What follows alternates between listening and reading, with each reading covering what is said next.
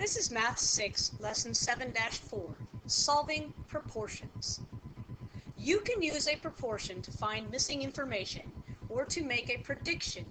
You can sometimes use a unit rate to complete the proportion. Janet earned $31.50 for 5 hours of work. How much does she earn for 7 hours of work at the same rate of pay? So let's look at this. She earns $31.50 for 5 hours worth of work.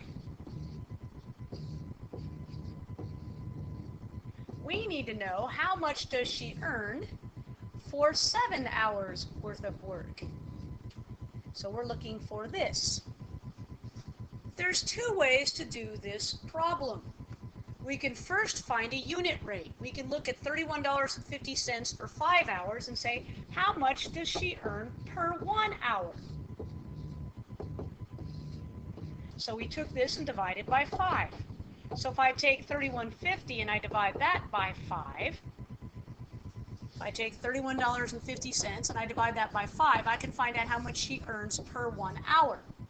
5 divides into 36 times. 6 times 5 is 30. 5 goes into 15 3 times. 5 does not divide into 0, so she makes $6.30 per hour.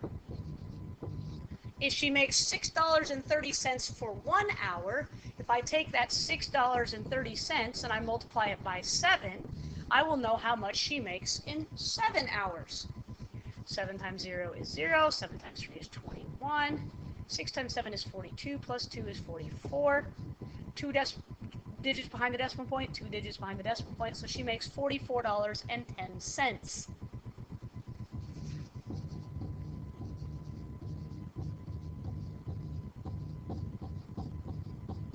Now, I can do this same problem slightly differently. In the first way I did it, I took and found her $31.50 in 5 hours, and I broke that down to a unit rate to find out how much she earned per 1 hour. And then I multiplied that by 7. A second way I could have done this exact same problem is I take her $31.50 earned in 5 hours, and we don't know how much she earns in 7 hours. I make a proportion out of this. 31.50 over 5 equals x over 7. Last lesson, we learned that cross products are equal. We learned that if we multiply the 5 times the x, it has to equal the 31.50 times the 7. So I'm going to do that. I'm going to multiply 5 times x, and I know that has to equal 7 times $31.50. So 5 times x is 5x. 31.50 times 7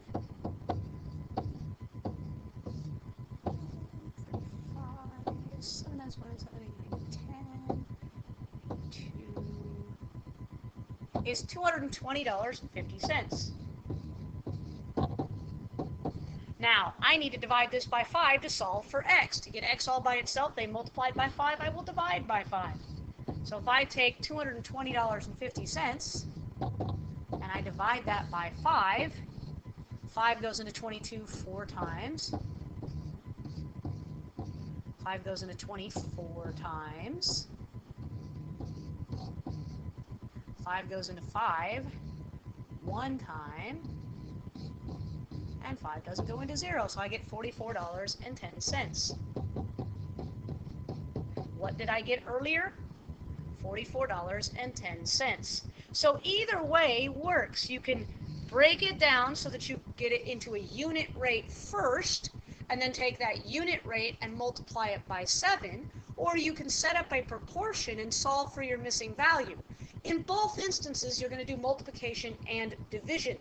So it really doesn't matter whether you want to divide it into a unit rate first and then multiply, or if you want to set it up as a proportion, cross multiply and then divide. Either way uses both multiplication and division, and both ways give you the exact same answer. Now, some problems you don't have the choice. You can't get it down to a unit rate. If I would look at the one proportion right here, I have 6 over 8 equals n over 20. I can't get that down to a unit rate. I'm not going to try to get it down to a unit rate. I'm just going to use the cross products because I know the cross products of a proportion have to be equal. I know this is a proportion because there's an equal sign between it. There's not an equal sign with a question mark. There's a simple equal sign, meaning that 6 over 8 equals n over 20, which means I can use cross products to determine the answer to this proportion. So I'm just going to use my cross products. I know that 8 times n has to equal 6 times 20. 8 times n is 8n. 6 times 20 is 120. To solve for n, they multiplied by 8, so I divide by 8. So n will equal 120 divided by 8.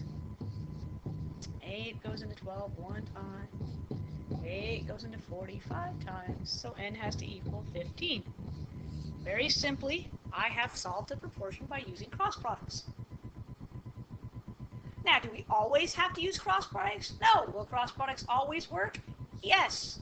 Sometimes you can look at something and you can go, oh, wait a second. Like in this second proportion here, 9 over 12 equals 3 over x. I know that 9 goes to 3 by dividing by 3.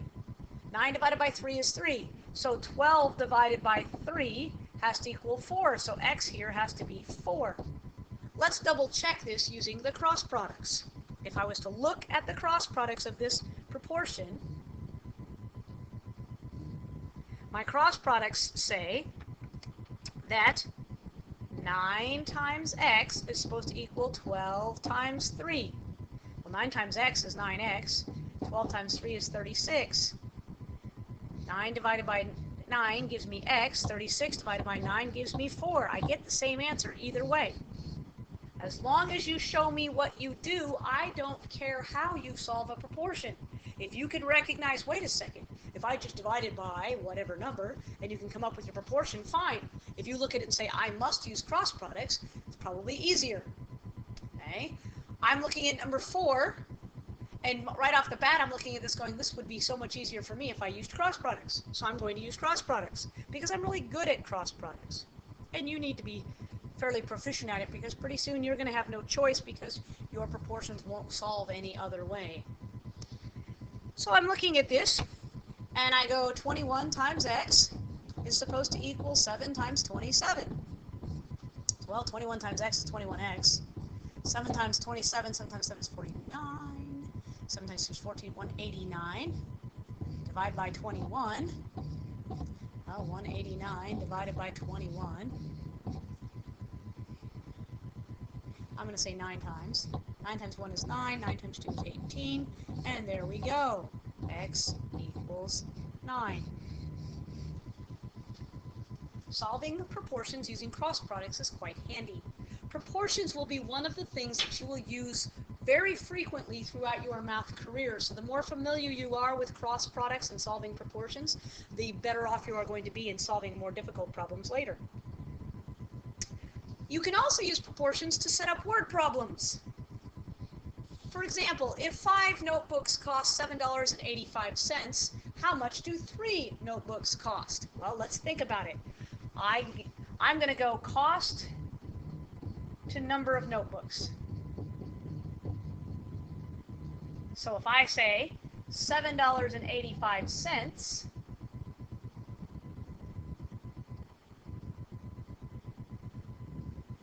$7.85 will get me 5 notebooks. I do not know how much money will get me 3 notebooks. Cost over notebooks has to equal cost over notebooks. Whatever's on the top of the fraction on the left-hand side, the same item needs to be on the right-hand side. I went cost on the left, I have to go cost on the right. I went number of notebooks as the denominator on the left, so I have to go number of notebooks as the denominator on the right. So now, if I was to multiply, cross-multiply, I can find my answer very quickly. I need to use my cross products here to solve this proportion. So I have 5 times x has to equal 3 times $7.85. So 5x equals 785 times 3, 15, 8 times 25, 2355. divide each side by 5.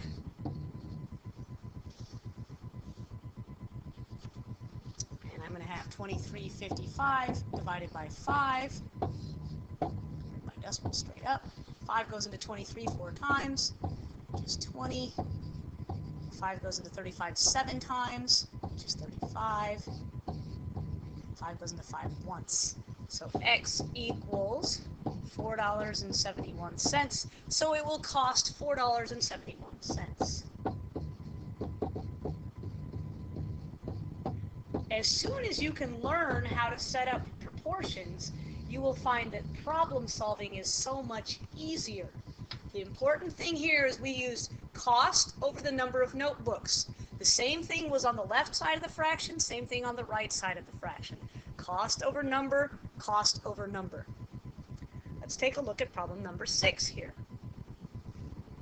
There are 35 children and 6 adults at a preschool. To keep the same child-to-adult ratio, how many adults are needed for 140 children? So we're going 35 children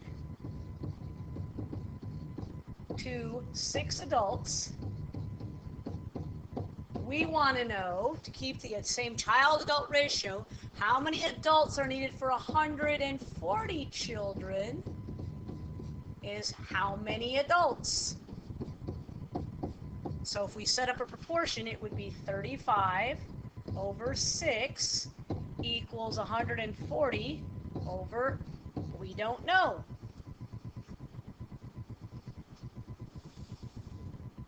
So let's reduce this, or excuse me, let's solve this by using our cross products. Cross products. So we have 35 times x will equal 6 times 140. 35 times x is 35x.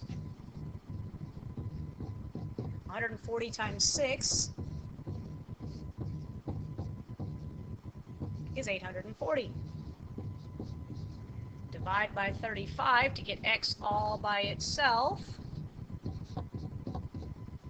Take 840 divided by 35. I know 35 times 2 is 70. 84 minus 70 is 14. Bring down to 0. If 2 is 70, 4 would be 140. So I know 35 times 4 is 140. So x is equal to 24. So we will need 24 adults for 140 children.